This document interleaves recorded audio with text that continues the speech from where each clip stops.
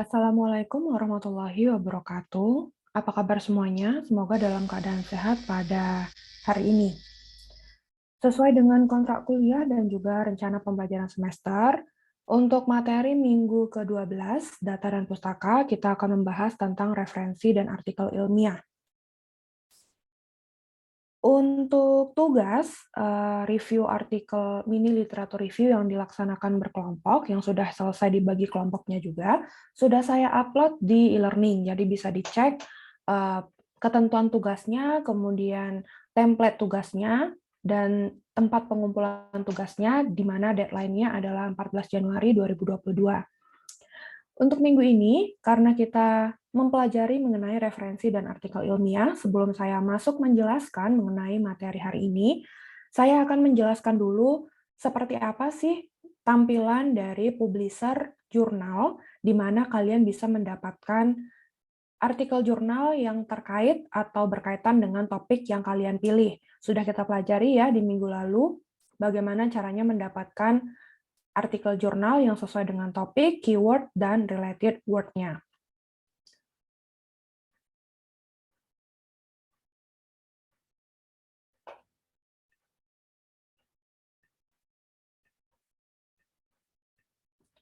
Di sini saya contohkan dua jurnal, jadi memang tidak semua jurnal ya saya akan menampilkan, tapi paling tidak dengan harapan dua jurnal yang saya tampilkan ini dapat menambah pengetahuan kalian bagaimana caranya mendapatkan jurnal dari sebuah publisher jurnal. Yang pertama adalah Journal of Information Systems Engineering and Business Intelligence. Jurnal ini adalah skopnya itu seputar sistem informasi, business intelligence, kemudian machine learning, artificial intelligence, information system management, dan lain-lain. Jadi seputar sains, teknik, kemudian komputasi. Ini adalah e-jurnalnya UNER, lebih tepatnya yang mengelola adalah sistem informasi FST UNER.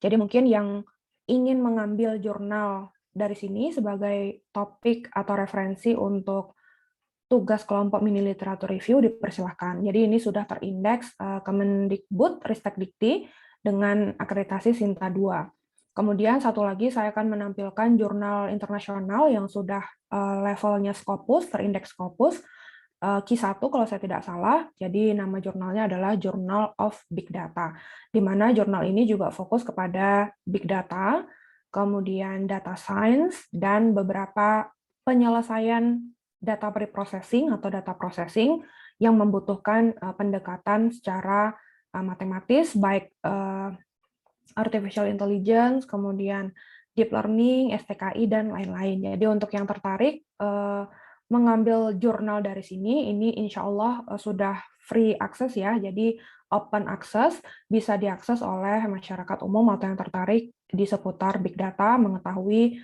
penelitian-penelitian terbaru di bidang big data. Jadi ini adalah jurnal terakreditasi nasional, ini adalah jurnal yang terakreditasi internasional, dan juga sudah levelnya itu Q1, sudah hampir merambah kepada top tier jurnal ya. Di sini kalau kita ingin mendapatkan jurnal, kita tinggal klik, kemudian tampil ya, ini adalah artikel-artikel atau edisi di mana jurnal ini mempublikasikan setiap edisi, di mana satu edisi akan terdiri dari banyak sekali artikel. Jadi ini ya artikel-artikel yang publish untuk edisi Oktober 2021.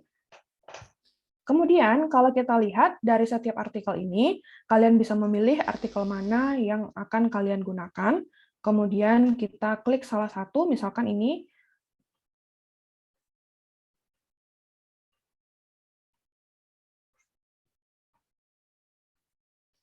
Kemudian akan muncul judul, kemudian nama penulisnya, kemudian ini adalah indeks atau doai jurnalnya, di mana setiap jurnal memiliki nomor doa yang berbeda. Kemudian di sini ada abstraknya, kemudian ada keyword, kemudian ada full text PDF yang bisa di-download, kemudian ada reference-nya. Kita lihat full text-nya.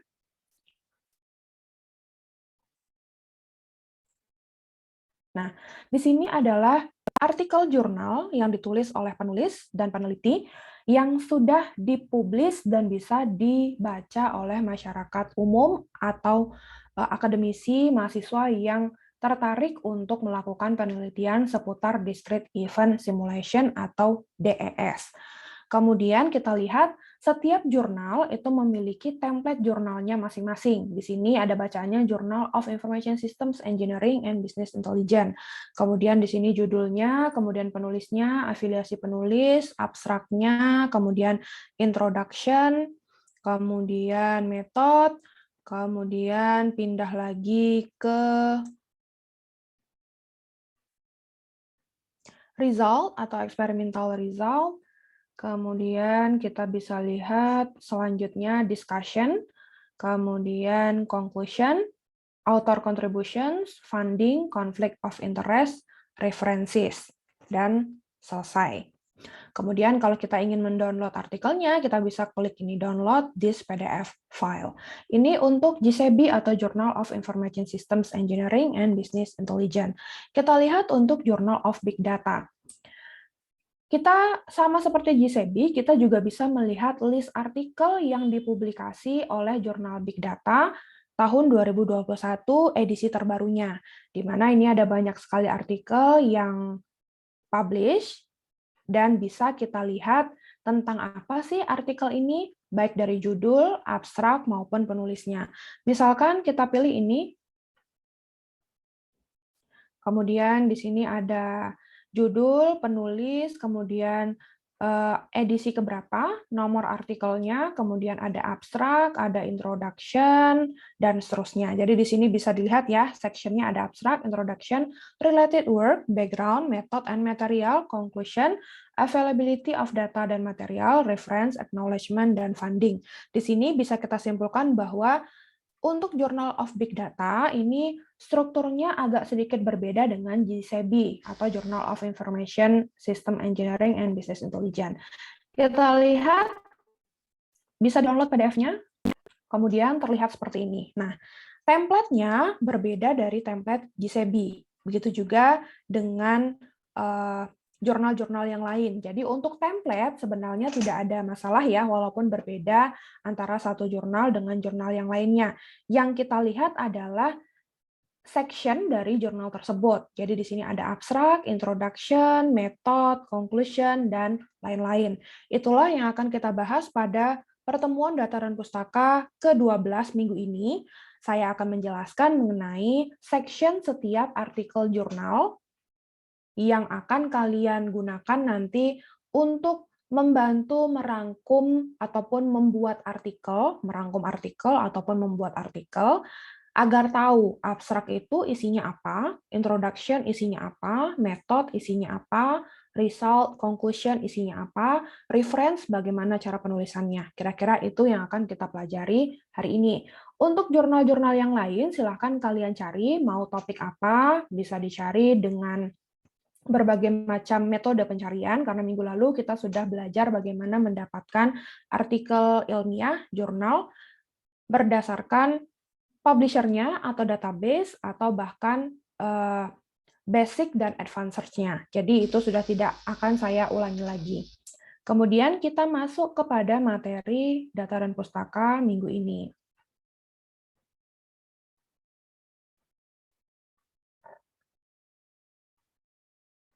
Oke, kita mulai referensi dan artikel ilmiah.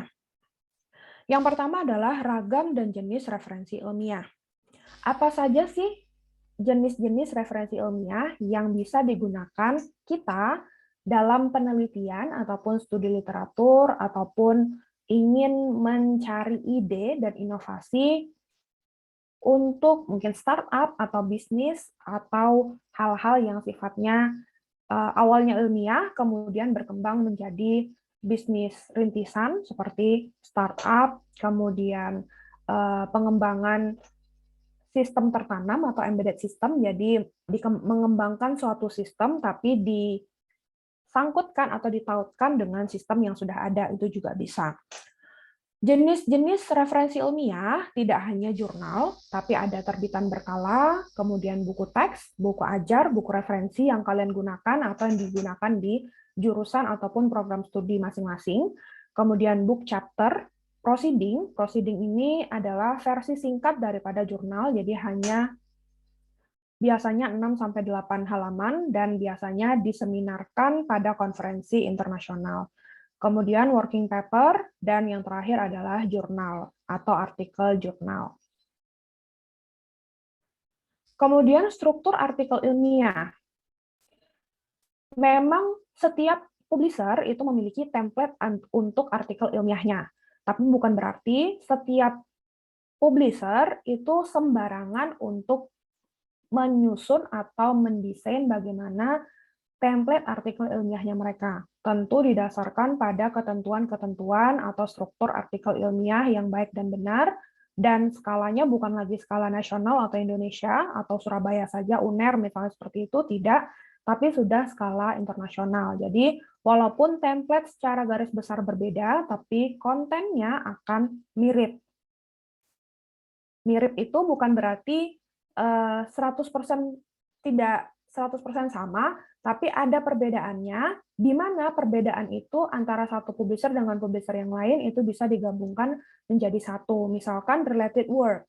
Related work pada satu publisher, mungkin di publisher lain related work itu tidak dibuatkan menjadi section tersendiri, tapi digabungkan dengan introduction. Nah, sesuatu yang seperti itu, makanya saya sebutkan tadi antara satu publisher dengan publisher yang lain itu mirip.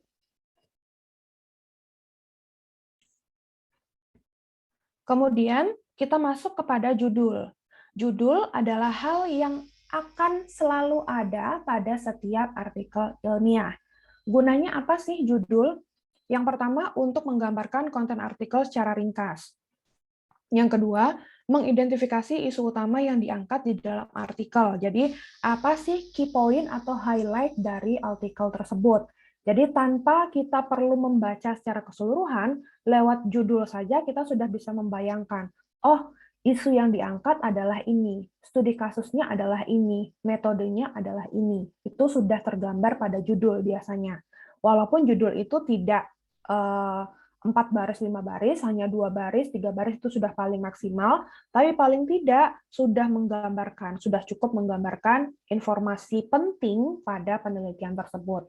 Kemudian yang ketiga, menekankan kekhasan atau faktor paling unik dari artikel, kemudian ditampilkan dengan akurat, spesifik, singkat, informatif, dan tidak ambigu, kemudian tidak mengandung singkatan dan tidak membosankan, menarik, dan lengkap. Gunakan kata kunci utama dalam bentuk aktif pada judul, jadi bukan sesuatu yang tidak jelas, singkatan. Hal itu biasanya tidak umum atau tidak layak menjadi sebuah judul. Jadi judul itu singkat, padat, jelas, dan menjual penelitian kita. Kemudian ikuti panduan dari jurnal yang akan dituju. Setiap jurnal memiliki panduannya masing-masing. Bagaimana menulis judul, apakah judul itu satu judul saja atau ada running judulnya. Jadi running title untuk beberapa artikel itu ada running title-nya yang lebih singkat, padat, jelas. Kalau judulnya misalkan 3 baris, running title atau running research title itu hanya satu kalimat saja atau satu baris saja. Berbagai cara atau pilihan untuk menuliskan judul. Yang pertama adalah menunjukkan variabel independen dan dependen. Variabel independen dan dependen sudah kita pelajari pada pertemuan sebelum UTS, bahkan di awal-awal kuliah data dan pustaka. Kemudian populasi, komparator atau perbandingan, desain. Jadi, kalau misalnya penelitian kita itu membandingkan suatu variabel dengan variabel yang lain, katakan pada judul. Kemudian, kalau kita menganalisis dan merancang sistem, katakan pada judul. Kemudian berupa pertanyaan, adakah judul yang berupa pertanyaan? Ada. Untuk artikel ilmiah, judul tidak selalu dalam kata atau kalimat positif yang diakhiri dengan tanda titik. Kalau misalnya memang ada pertanyaan pada judul, pertanyaan itulah yang akan dijawab lewat hasil penelitian. Kemudian yang ketiga adalah berupa jawaban atas pertanyaan ataupun kesimpulan atau hipotesis yang kita ajukan pada chapter atau section introduction. Kemudian abstrak. Abstrak selalu ada pada artikel ilmiah. Jadi walaupun berbeda template, abstrak akan tetap ada. Hanya bagaimana menulis abstrak bagaimana format abstrak yang mungkin akan berbeda antara satu publisher dengan publisher yang lain. Ada publisher yang menuliskan abstraknya itu digabung menjadi satu kesatuan, satu paragraf utuh. Ada publisher yang meminta abstrak itu dipenggal, dipotong berdasarkan mana sih introduction-nya, mana sih objektifnya, mana sih metodologinya, mana sih hasilnya, mana sih kesimpulannya. Seperti itu. Apa syarat-syarat atau ketentuan dari abstrak?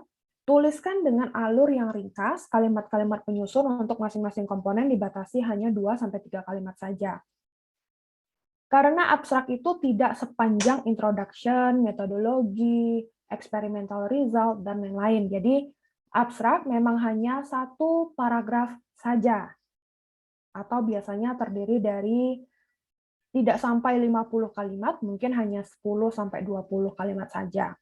Tidak ada pemborosan kata, jadi tidak boleh ada duplikasi kata atau kalimat pada abstrak, harus to the point, singkat, jelas, dan menggambarkan apa yang ingin disampaikan dari penelitian tersebut. Kemudian terorganisir secara rapi dan memuat semua informasi yang diperlukan. Harus ada tujuan dari penelitian, desain studi, metode, hasil, dan kesimpulan. Komponen hasil adalah yang paling penting. Jualannya abstrak adalah di komponen hasil. Bedanya apa sih hasil penelitian kita dengan penelitian yang sudah dilakukan oleh peneliti-peneliti sebelumnya? Kemudian abstrak juga harus menjawab pertanyaan penelitian ataupun hipotesis yang diajukan sebelumnya dan dapat ditemukan dengan mudah oleh pembaca, sehingga pembaca lewat abstrak saja sudah mengerti apa sih isi dari penelitian ini. Tidak perlu harus menghabiskan waktu untuk membaca dari awal sampai akhir. Itulah gunanya abstrak. Dan biasanya abstrak dibuat setelah penelitian selesai. Jadi abstrak adalah walaupun letaknya paling atas, tapi biasanya oleh penulis atau peneliti dituliskan di akhir atau paling akhir. Sebelum disubmit ke jurnalnya atau ke publisher jurnalnya, dituliskan abstraknya. Sekalian untuk mengecek apakah masih butuh revisi untuk konten bagian lain atau tidak. Jadi abstrak, walaupun letaknya di atas, bukan berarti dituliskan pertama kali, tapi dituliskan biasanya setelah bagian-bagian lain selesai. Kemudian, background menjawab komponen abstrak. Background biasanya menjawab apa sih yang diketahui dan kenapa penelitian ini atau studi ini dilakukan. Apa sih impact-nya untuk dunia medis mungkin, atau teknologi, atau ekonomi, manajemen, tergantung dari bidang studinya.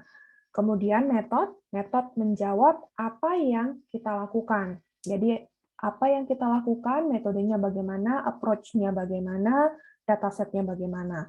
Kemudian hasil menjawab apa yang kita temukan setelah kita melakukan penelitian, membuat aplikasi, membuat sistem, selesai operasi mungkin untuk yang di kesehatan, apa yang ditemukan. Kemudian discussion menjawab apa maksudnya. Jadi setelah kita mendapatkan hasil, tentu kita tidak langsung, oh hasilnya seperti ini, kemudian tuliskan discussion-nya. Tentu kita akan melihat dari sudut pandang yang lain. Bagaimana kalau misalnya hasil penelitian kita ini dikomparasi dengan beberapa metode yang sudah ada. Apa keuntungannya? Bisa jadi dalam bentuk matriks atau tabel perbandingan, misalnya seperti itu. Manakah yang lebih bagus yang kita lakukan atau hasil sebelumnya? Kemudian mungkin ada penambahan variabel, juga bisa disampaikan pada discussion. Jadi memang discussion ini sesuai dengan literasi bahasa Indonesianya adalah diskusi. Artinya kita mendiskusikan hasil penelitian kita dan kita laporkan untuk pembaca itu bisa menangkap, oh peneliti ini sudah melakukan hal ini, maka saya akan tidak perlu lagi melakukan hal ini, tetapi melakukan hal yang lainnya. Kira-kira begitu. Kemudian conclusion menjawab, so what? Apa hasilnya? Apa yang kamu temukan? Apa yang sudah kamu lakukan dan bisa kamu ambil kesimpulan atau makna dari penelitian ini. Kemudian lagi-lagi ada kata-kata sesuaikan dengan format jurnal sasaran. Setiap jurnal atau publisher jurnal memiliki template-nya masing-masing untuk bagaimana menuliskan abstrak. Kemudian introduction, bagian yang pertama atau section pertama, bagian konten dari artikel ilmiah. Introduction atau background. Sangat krusial karena memuat informasi yang ditangkap oleh pembaca di awal. Biasanya sifatnya memang umum atau general. Kenapa sih penelitian ini diperlukan atau difikirkan atau diwacanakan? Apa kaitannya atau apa dampaknya terhadap mungkin dunia pendidikan atau dunia teknologi, dunia kesehatan, dan lain-lain. Jadi sifatnya adalah penjelasan secara global, di mana lama-kelamaan akan fokus dan skopnya itu berdasarkan topik yang kita teliti. Kemudian menampilkan ringkasan latar belakang atau alasan yang cukup kuat mengenai urgensi dari diangkatnya topik tersebut. Kemudian diawali dengan pertanyaan umum, meletakkan topik ke dalam konteks, mengindikasikan bahwa isu yang diangkat sangat serius dan perlu action secara nyata. Seperti COVID-19, banyak sekali artikel-artikel yang membahas bagaimana caranya menyelesaikan atau membantu masyarakat menangani COVID-19. Nah, itu mengindikasikan bahwa isu yang diangkat sangat serius dan harapannya setelah penelitian itu dilakukan dapat membantu paling tidak sedikit sekali ada dampaknya untuk masyarakat ataupun akademisi yang juga berkecimpung pada bidang yang sama. Kemudian, identifikasi kesenjangan atau gap, menjelaskan di mana posisi penelitian ini berada, dan apa keunggulannya dibandingkan penelitian sebelumnya. Mungkin dari segi variabel, dari segi metode, dan sebagainya. Kemudian disertai diskusi atau studi yang saat ini sedang berkembang, di manakah kita atau penelitian kita ini berada, menangnya dari penelitian sebelumnya itu di bagian mananya, kemudian kelemahan dan kelebihan algoritma atau metode sebelumnya itu seperti apa, dengan penelitian yang kita lakukan ini kita bisa menggabungkan atau bahkan memodifikasi, misalnya seperti itu. Kemudian gunakan kalimat pokok untuk masing-masing paragraf, tidak perlu menampilkan semua literatur, pilih yang paling kuat, teliti, relevan, dan juga valid. Untuk menulis introduction, pastikan si penulis, yang biasanya juga peneliti ya, memiliki pertanyaan penelitian atau tujuan yang akan dijawab melalui penelitian ini. Bagian akhir adalah bagian yang paling esensial, penulis menjelaskan tujuan dan hipotesis. Jadi biasanya pada introduction, untuk yang memulai penelitian dengan hipotesis, dapat mencantumkan hipotesis atau H0, H1, H2, dan seterusnya di bagian introduction. Minimal, introduction memuat informasi yang pertama apa yang sudah diketahui, yang kedua apa yang tidak diketahui, yang ketiga adalah kenapa penelitian dan proyek ini perlu untuk dilakukan.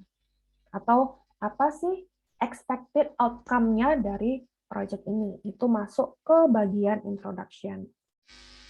Kemudian metode atau metodologi.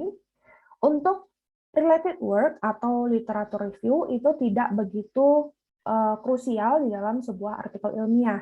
Jadi memang ada beberapa artikel yang mewajibkan adanya literatur review, ada beberapa publisher yang tidak mewajibkan, sifatnya opsional. Kalau memang diwajibkan, maka untuk related work atau literatur review, tuliskan semua literatur yang menjadi acuan. Dan kemudian dianalisa manakah kekuatan dan kekurangan dari artikel yang menjadi rujukan tersebut, dan kemudian kita adopt untuk penelitian kita. Manakah yang kita ambil, variabelnya, atau metodenya, atau bagaimana mengevaluasinya, itu bisa kita jadikan closing untuk related work atau literatur review. Sedangkan untuk metode, dimanapun kita mempublikasikan penelitian kita, metode akan selalu ada pada template artikel atau publisher jurnal artikel ilmiah. Jadi metode adalah salah satu hal yang paling penting selain abstrak dan introduction. Metode memuat 4 elemen: studi design, setting dan subject, data collection, data analysis, harus sesuai dengan pertanyaan penelitian.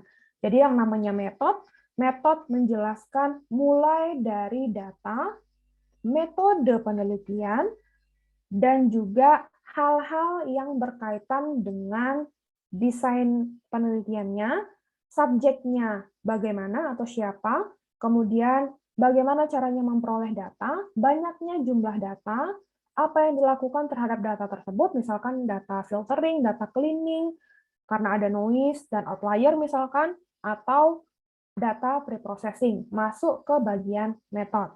Kemudian metodenya sendiri. Bagaimana sih alurnya metode penelitian ini? Bisa digambarkan dalam bentuk flowchart atau bahkan diagram atau grafik yang menunjukkan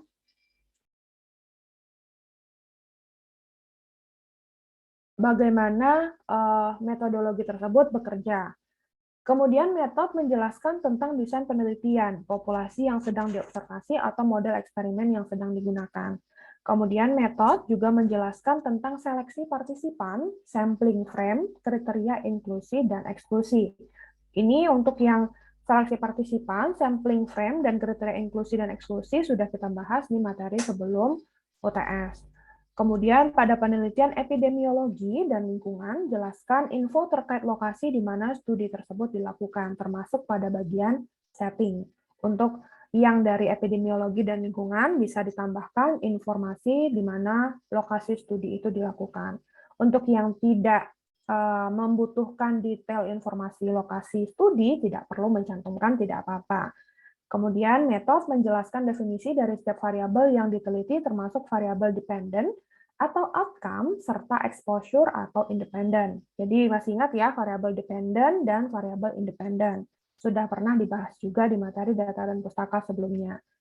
Metode dijelaskan tentang instrumen dan pengukuran yang dilakukan terhadap variabel-variabel tersebut dan bagaimana klasifikasi setiap kriteria. Kemudian, metode juga menyebutkan analisis statistik serta software apa yang digunakan. Software yang digunakan contohnya MATLAB, Tableau, SPSS, IDE Python, Jupyter Notebook, dan sebagainya.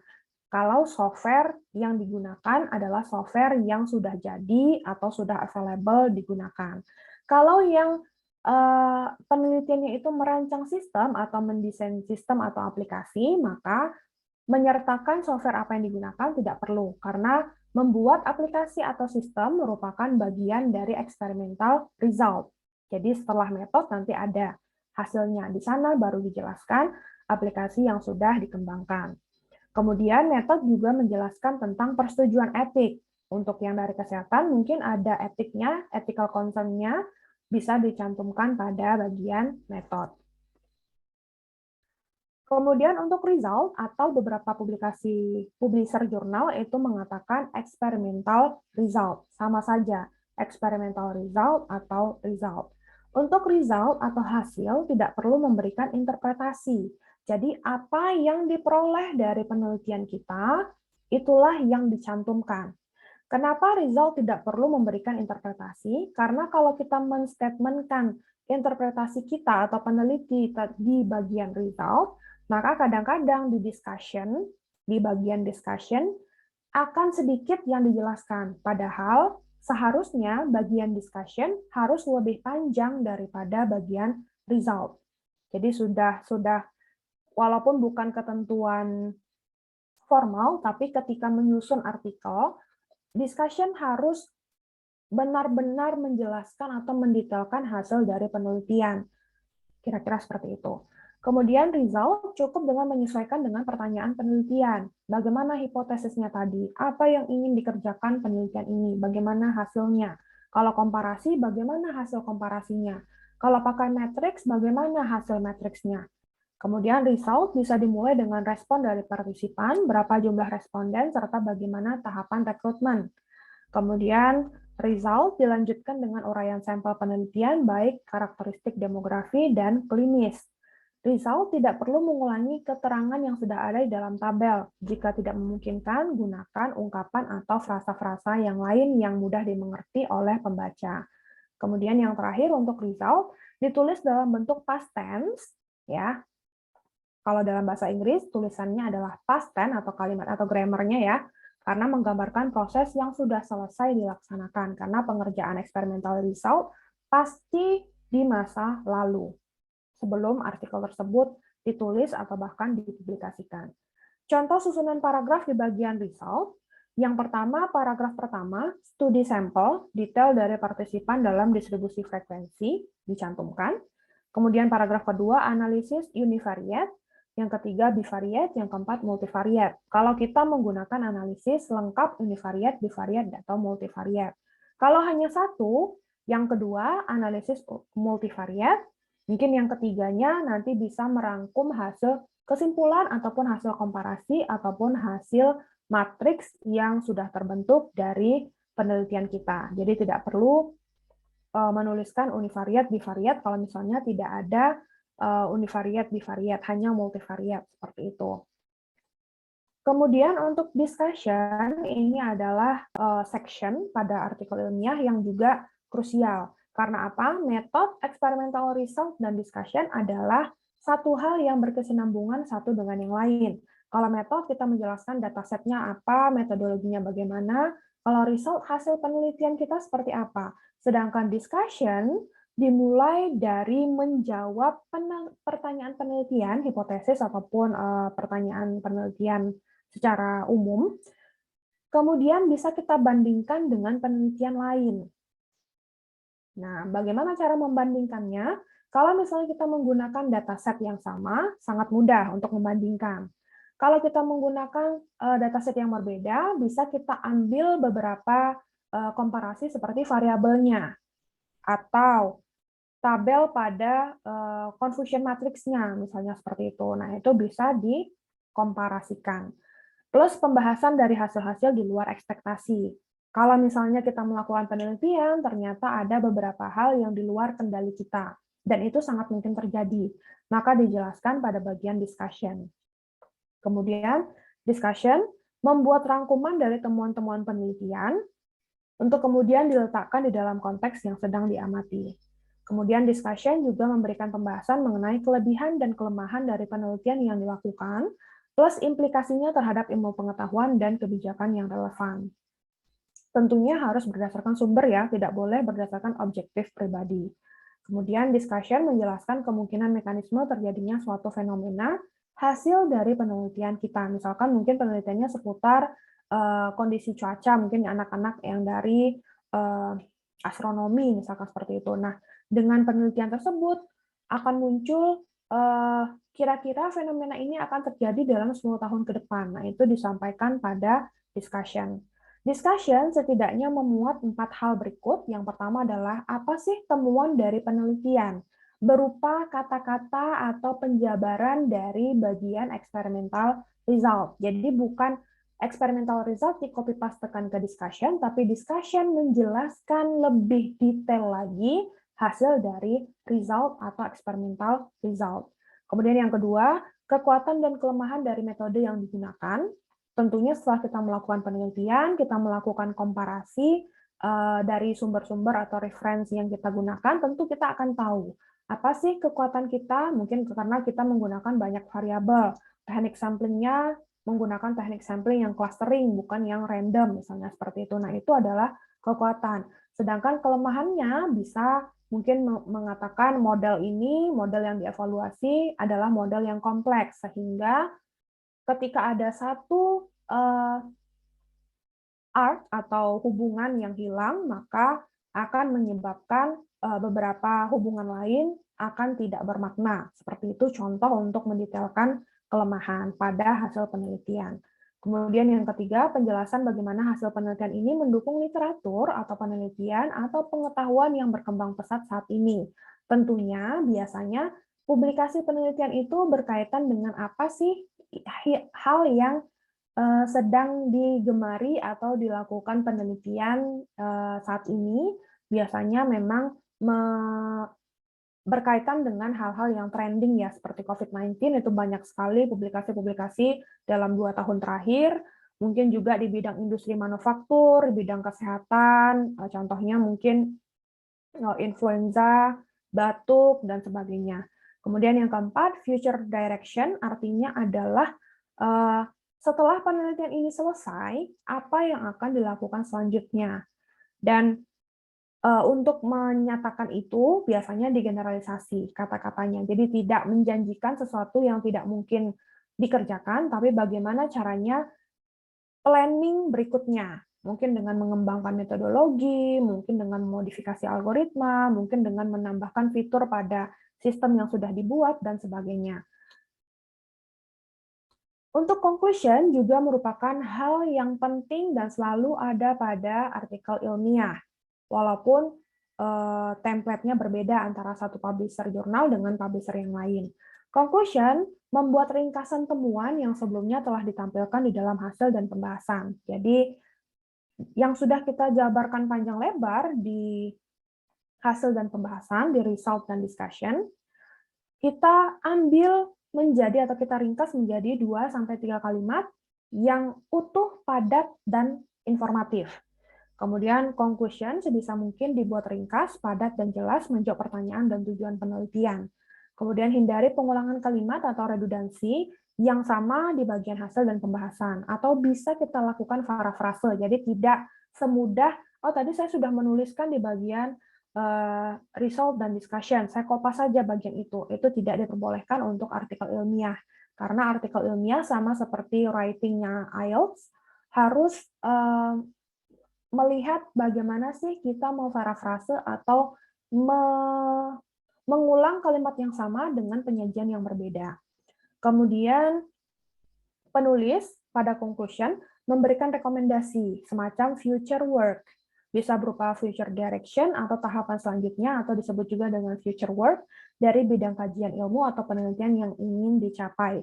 Agar harapannya ketika kita peneliti tidak lagi melanjutkan penelitian tersebut, ada peneliti dari negara lain atau dari kota lain sesama Indonesia dapat melanjutkan dan memberikan mereka pencerahan, oh ternyata bagian ini yang belum dikerjakan, dan saya bisa mengerjakan dan saya lanjutkan penelitian itu. Kira-kira begitu. Jadi untuk penelitian memang seperti itu ya sifatnya, supaya penelitian itu berkelanjutan. Karena tidak boleh penelitian itu hanya berhenti sampai di situ.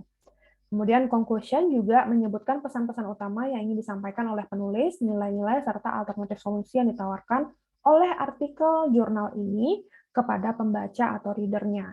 Oleh sebab itu, pada conclusion ini atau pada artikel ilmiah, usahakan tidak terlalu banyak subjektivitas atau pikiran penulis. Jadi penulis berbicara berdasarkan fakta ataupun sumber referensi yang kredibel, yang akurat, dan kemudian mengaitkannya dengan hasil penelitian yang sudah didapatkan dari beberapa kali melakukan eksperimen. Kemudian selanjutnya kita masuk ke penilaian kritis terhadap referensi ilmiah atau critical appraisal.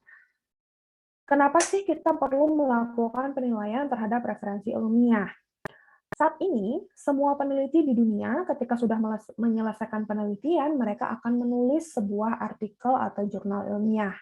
Oleh sebab itu, bisa kita bayangkan berapa artikel dalam 1 hari, 30 hari, 6 bulan, 1 tahun yang ada di seluruh dunia. Dan itu paling tidak harus ada novelty atau kebaruan ilmunya. Kalau hanya abal-abal, biasanya ditolak atau di-reject oleh publishernya. Ini tidak ada signifikannya terhadap ilmu pengetahuan, maka saya reject, seperti itu. Nah, bisa dibayangkan kita harus pintar-pintar untuk menilai referensi ilmiah yang akan kita gunakan. Bagaimana sih caranya kita melakukan penilaian terhadap referensi ilmiah? Karena kita masih mahasiswa, Bu, tidak bisa untuk menilai manakah artikel yang bagus, manakah artikel yang buruk. Yang harus kita ketahui, setiap artikel yang publish, terutama publishnya itu oleh publisher atau penerbit yang benar-benar memiliki citra yang baik, image yang baik, yang sudah berskala internasional, seperti itu. Hal itu sudah tidak perlu kita khawatirkan sebetulnya, karena ketika kita menulis artikel ilmiah, kita penulis atau peneliti tersebut sudah melewati proses review atau pengulas yang biasanya dilakukan oleh orang-orang yang ahli pada bidang tersebut, misalnya seperti profesor atau praktisi atau bahkan yang memiliki pengetahuan di sana untuk membaca dan kemudian menilai artikel kita. Ketika artikel tersebut dinyatakan tidak layak untuk dipublikasi, maka artikel itu di-reject, tidak mungkin bisa publish. Kalau misalnya sudah melewati proses review, sudah diterima oleh publisher, kemudian sudah diterbitkan, rata-rata sudah melakukan atau artikel itu sudah layak untuk publish. Yang perlu diperhatikan adalah ketika kita menilai referensi ilmiah yang kita dapatkan, tentu adalah publishernya yang pertama. Apakah publisher ini adalah publisher yang bisa kita percayai? Bisa dilihat dari sudah berapa lama publisher itu menerbitkan artikel ilmiah, yang pertama. Yang kedua, sudah terindeksasi apa publisher tersebut? Kalau misalnya belum ada indeksasinya, biasanya cenderung abal-abal atau perlu di cross-check lebih jauh mengenai artikel-artikel yang publish, karena ada yang disebut dengan publisher predator.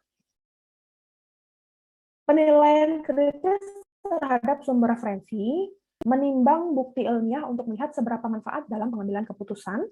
Penilaian berimbang dari manfaat dan kekuatan dari penelitian atau studi terhadap kelemahan dan kekurangan dari hasil studi tersebut.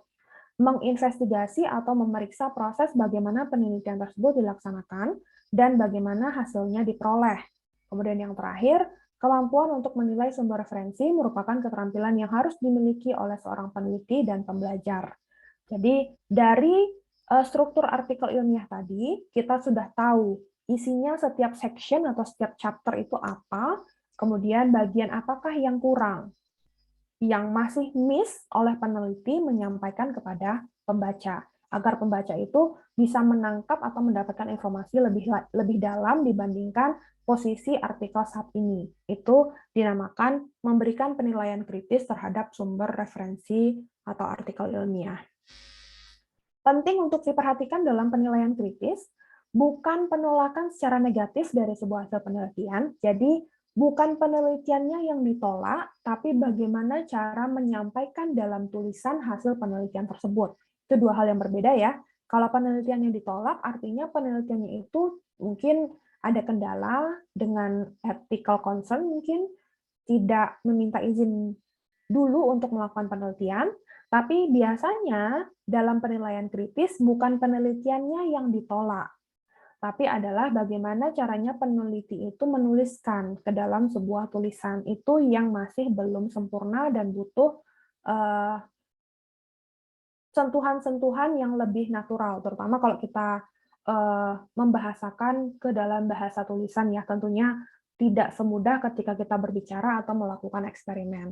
Kemudian yang kedua, bukan merupakan penilaian terhadap bagian dari hasil riset saja, tidak mendasarkan hanya pada analisis statistik saja, tidak hanya dilaksanakan oleh peneliti atau ahli statistik saja. Jadi bukan berarti penilaian kritis ini dilakukan oleh expert atau oleh researcher, tapi oleh orang-orang yang memiliki pengetahuan di sana boleh untuk memberikan penilaian kritis terhadap artikel dan penelitian tersebut.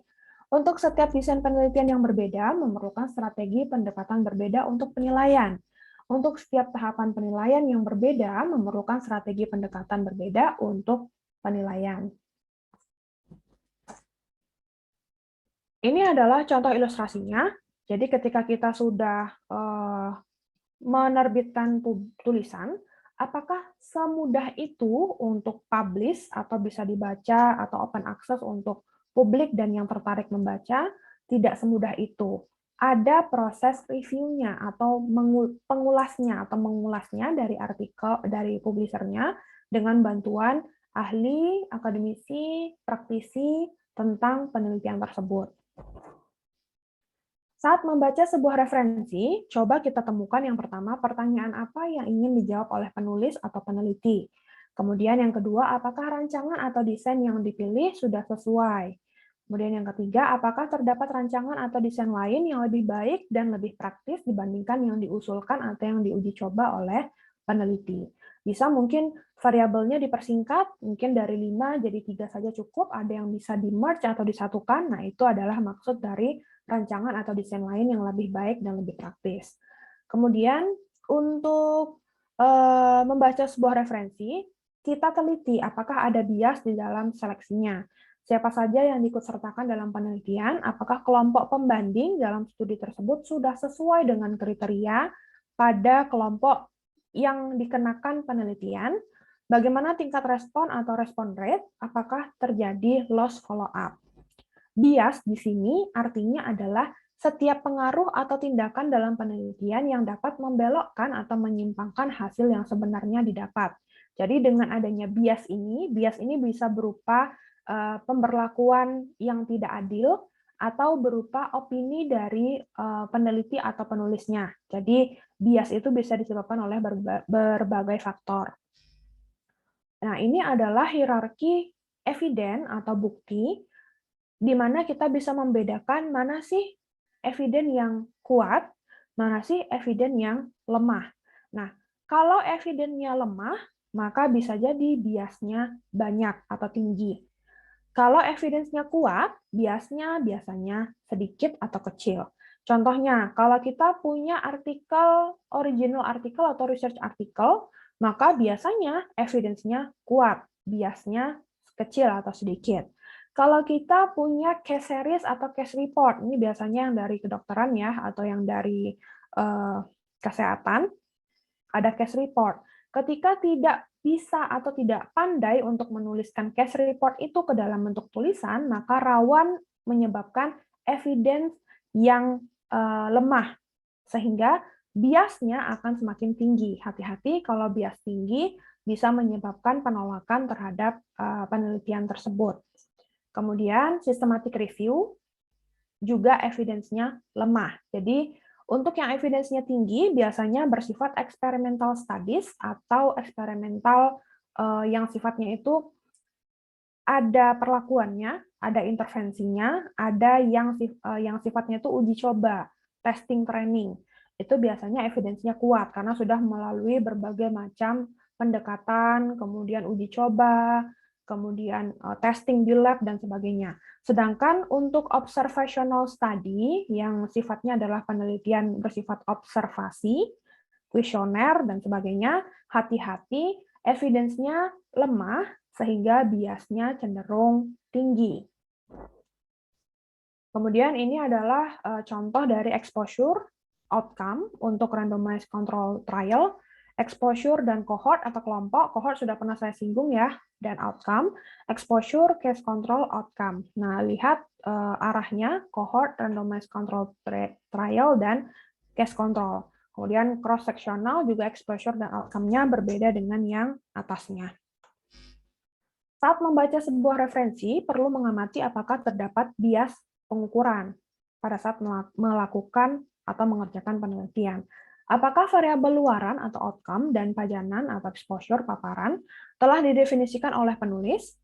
Apakah metode yang sama digunakan pada seluruh grup atau kelompok yang diteliti? Apakah pada trace yang pertama pendekatannya atau metodenya berbeda dengan trace yang kedua? Atau klaster pertama dengan klaster ketiga sama metodenya, klaster 2, 4, 6 berbeda. Nah, hal itu bisa menyebabkan bias karena perlakuan antara setiap klaster ataupun grupnya itu berbeda. Kemudian, kira-kira apakah terdapat dampak dari bias pengukuran pada hasil penelitian? Kita juga perlu memastikan tidak ada confounding variable di dalam studi atau penelitian tersebut. Confounding variable sudah dijelaskan juga pada materi data dan pustaka sebelum UTS, jadi yang lupa silahkan dibuka kembali materinya. Kemudian selanjutnya saat membaca sebuah referensi, apakah terdapat change atau peluang? Apakah peneliti sudah memasukkan hasil confidence interval di dalam hasil penelitiannya, CI? Sudah tahu ya, masih ingat ya rumus-rumusnya? Kemudian, jika terdapat asosiasi signifikan, apakah ada pengaruh change tersebut? Jika tidak terdapat asosiasi yang jelas, apakah studi atau penelitian tersebut terlalu kecil untuk dapat mendeteksi efek atau resiko yang ditimbulkan? Hasil studi atau hasil eksperimen atau hasil penelitian menggambarkan dua hal. Yang pertama adalah kekuatan atau magnitude dari efek atau dampak ataupun resiko. Kemudian yang kedua adalah signifikan secara klinis dan juga statistik. Signifikan secara klinis versus statistik. Klinis maksudnya adalah perbedaan antara kelompok yang diteliti disebut bermakna jika memiliki kekuatan atau penjelasan seputar selisih angka kesakitan, plus minus 20%, lebih kurang. Selisih peningkatan fungsi, kurang lebih 10%. Absensi kerja, perkembangan secara global. Nah, hal-hal ini disebut dengan signifikan secara klinis. Bagaimana dengan statistik, signifikan secara statistik? Yang pertama, perbedaan antara kelompok yang diteliti dikatakan sebagai signifikan pada tingkat p-value kecil 0,05 atau kecil 0,01, hasil dari penggunaan rumus untuk mencari p-value-nya. Kemudian selanjutnya confidence interval 95%, ini juga hasil menggunakan rumus atau menerapkan rumus confidence interval. Jadi jelas berbeda ya klinis dan statistik. Kemudian validitas, apakah hasil dapat dipercaya dilihat dari kualitas bukti. Untuk validitas penelitian atau publikasi penelitian, yang pertama ada internal validity. Maksudnya adalah hasil yang didapatkan terbebas dari adanya bias, confounding, dan juga change. Kemudian yang kedua adalah external validity. Hasil dapat digeneralisasikan pada populasi yang lain, tidak hanya pada dataset atau data yang kita gunakan saat ini. Itu disebut dengan external validity. Jadi datasetnya itu metodenya tidak hanya bisa diterapkan pada dataset tersebut, tapi bisa diterapkan pada berbagai dataset dengan pola atau pattern yang sama. Kemudian generalisability, relevansi dengan konteks lokal permasalahan atau topik yang diangkat. Kalau memenuhi semuanya, maka sudah pasti publikasi penelitian tersebut validitasnya sudah oke. Kemudian bias publikasi, paper yang memiliki hasil menarik, jadi semacam seolah-olah sempurna, perfect, akurasinya 99%, kemudian presisinya 99%, kemudian hasil matrix confusion-nya 99%, biasanya cenderung mengandung bias. Paper yang memiliki hasil menarik cenderung untuk dikirim publikasi, diterima dalam publikasi, dipublikasikan pada jurnal ternama, dipublikasikan dalam jurnal berbahasa Inggris.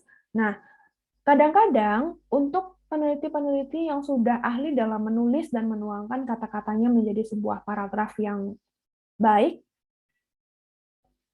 bias dalam publikasi itu akan ada, tetapi tidak terdeteksi oleh pembaca. Karena saking smooth-nya menulis, kemudian bisa mengaitkan antara satu faktor dengan faktor yang lain yang berkaitan dengan penelitian. Nah, hal-hal itu kalau kita sudah ahli, maksudnya ahli itu bukan ahli expert yang betul-betul memiliki ijazah untuk itu, tapi kalau kita sudah sering membaca penelitian, menulis, itu akan tahu, oh ini adalah bias publikasi di mana opini penulisnya berkata seperti ini. Nah, kita dapat menyangkal atau melakukan cross-check terhadap bias tersebut dengan membaca beberapa referensi yang lain. Jadi memang ketika kita membuat penelitian atau mengusulkan proyek, membuat tugas akhir, tidak cukup hanya berdasarkan pada satu jurnal artikel saja. Biasanya akan disuruh membaca oleh pembimbing, dosen pembimbing, setidaknya 3-5 atau bahkan 5-10, tergantung dari kompleksitas tugas akhir tersebut. Kemudian kunci dalam menilai sebuah referensi, pertanyaan penelitian yang berbeda memerlukan tipe evidence atau bukti yang berbeda juga. Ini jelas.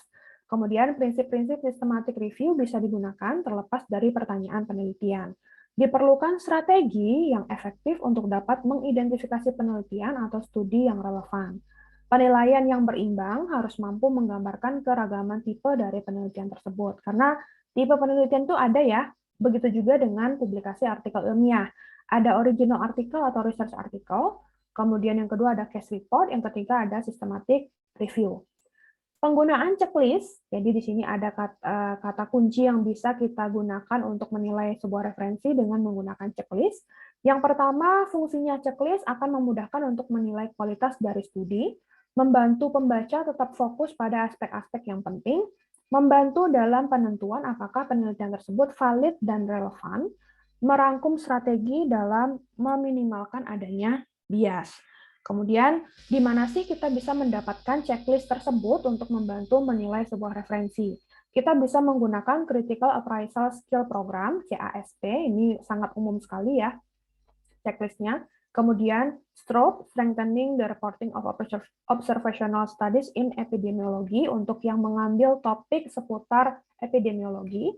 Kemudian, bisa gunakan CONSORT, Consolidated Standard of Reporting Trials. Bisa juga menggunakan MMAT, Mixed Method Appraisal Tool. Untuk beberapa jurnal atau publisher juga menyediakan checklistnya sendiri, sehingga bisa kita lihat apakah jurnal ini atau artikel ini sudah memenuhi checklist dari publisher tersebut. Kalau sudah, maka bisa jadi akan diterima dan dipublikasikan. Kalau tidak, maka biasanya akan di-reject atau ditolak. Silakan cari publisher yang lain. Ini adalah sumber pustaka yang digunakan untuk data dan pustaka minggu ke-12. Jadi ada Jennifer, Scientific Writing, kemudian ada Journal of Clinical Epidemiology. Silahkan yang mau membaca atau tertarik dengan topik epidemiologi bisa membaca salah satu dari beberapa jurnal yang dijadikan sumber pustaka. Kemudian yang ketiga ada CASP Tools Checklist yang paling umum ketika kita ingin mengetahui artikel tersebut layak atau tidak untuk kita gunakan. Ada CASP. Kira-kira itu yang bisa saya sampaikan untuk pertemuan minggu ke-12 data dan pustaka.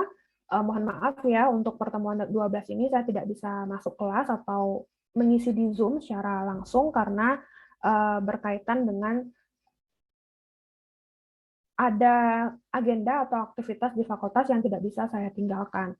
Kira-kira itu. Kemudian untuk yang saya ingatkan kembali, untuk yang belum melihat tugas kelompok mini literatur review-nya, silahkan buka di e-learning. Saya letakkan di setelah pertemuan ke-13, di situ ada 3 komponen. Yang pertama adalah ketentuan tugasnya, silahkan dipahami bagaimana tentang tugasnya.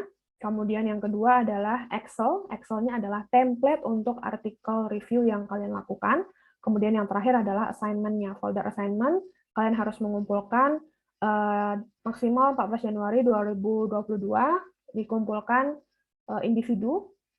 Walaupun kerjanya atau diskusinya dilakukan berkelompok, upload tugasnya tetap individu. Jadi tidak ada alasan hanya perwakilan kelompok saja yang mengupload, saya tidak usah, Bu. Yang lainnya, misalkan ada 5 kelompok atau 10 orang dalam satu kelompok, 10-10-nya mengupload tugas yang sudah di-assign oleh kelompoknya ke dirinya. Jadi semuanya pasti dengan demikian semuanya pasti bekerja ya, tidak ada yang tidak berkontribusi ke kelompok tersebut.